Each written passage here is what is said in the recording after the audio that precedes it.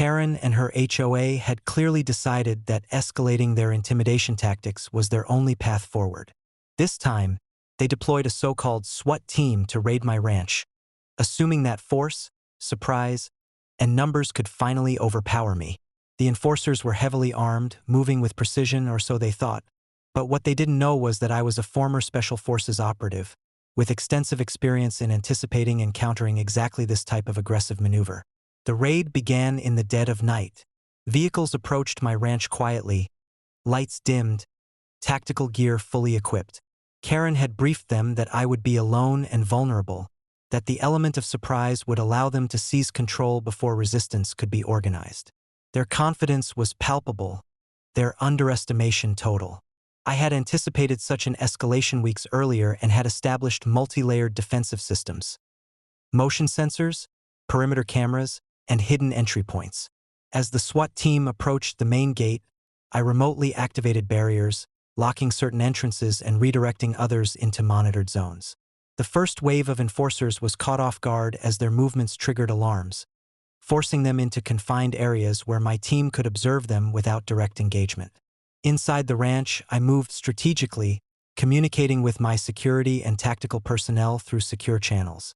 We ensured that each intruder was accounted for, while maintaining complete control over the environment. Every approach they attempted was anticipated, every tactical maneuver countered without direct confrontation.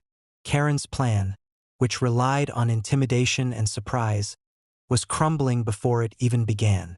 When the intruders finally realized they were trapped, confusion spread among their ranks. They attempted verbal commands, shouting, and threats, but I remained calm, issuing precise instructions to my team. Using tactical diversion techniques, we guided the enforcers to surrender voluntarily, neutralizing the raid without injury but ensuring total control over the situation. Karen's face, visible through remote cameras, was a mix of disbelief, panic, and rage. Once the immediate threat was neutralized, I documented the entire event meticulously. Video footage, timestamps, and testimonies ensured that Karen and her HOA were fully exposed for attempting an armed assault. Law enforcement was notified immediately, corroborated by undeniable evidence. Karen's authority crumbled as the illegal nature of the raid became public, and the community was astounded that she had dared to weaponize a SWAT team against someone so prepared. The aftermath reinforced my dominance over my property. I implemented additional security protocols, automated alerts for any future intrusion attempts, fortified entry points, and expanded surveillance across all vulnerable areas of the ranch. Karen and her board learned that attempting to use force against someone who is trained, prepared, and fully aware of the threat will always result in failure.